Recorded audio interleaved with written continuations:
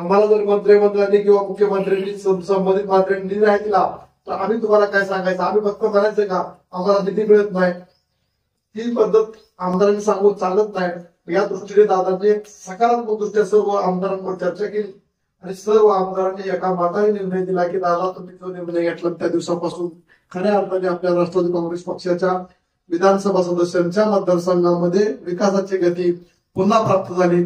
2.5 वर्ष पहिले आपल्याला मिळत होते परंतु त्यांच्यापेक्षाही वेगाने निधी वितरित करण्याचं काम हे सरकार करत आहे।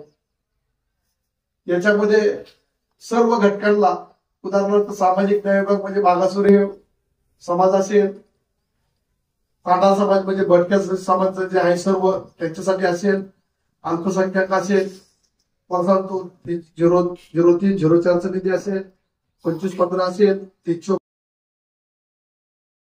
आमदारांच्या आग्रहाखातर तो निर्णय घेतला गेला। तर विकास कामाच्या दृष्टीने जर आपल्याला सत्तेमध्ये जायचं असेल, ग्रामीण भागात विकास साध्य करायचा असेल तर आपल्याला सत्तेशिवाय पर्याय नाही। या उद्देशाने आम्ही सर्व आमदारांनी दादांना विनंती केल्यानंतर दादांनी ती मान्य केली आणि त्या दृष्टीने पाठीमागील 9 महिन्यामध्ये फार चांगल्या रीतीने कारभार चालू आहे आणि प्रत्येक विधानसभा सदस्याला कमीत कमी 1000 कोटी रुपयाच्या दरम्यान निधी दिला गेला आहे। त्यामुळे गावातील ग्रामीण रस्ते असतील, पाणी पुरवठ्याची योजना असतील, तुमचे सभामंडप असतील किंवा इतर अल्पसंख्याक समाज असतील, सामाजिक न्यायाचे असतील, तांड्याचे असतील, वेगवेगळ्या हेडमधून आपल्याला निधी देण्याचे काम केले। परंतु आपण ग्रामीण भागातील अडचणी काही एक नसतात,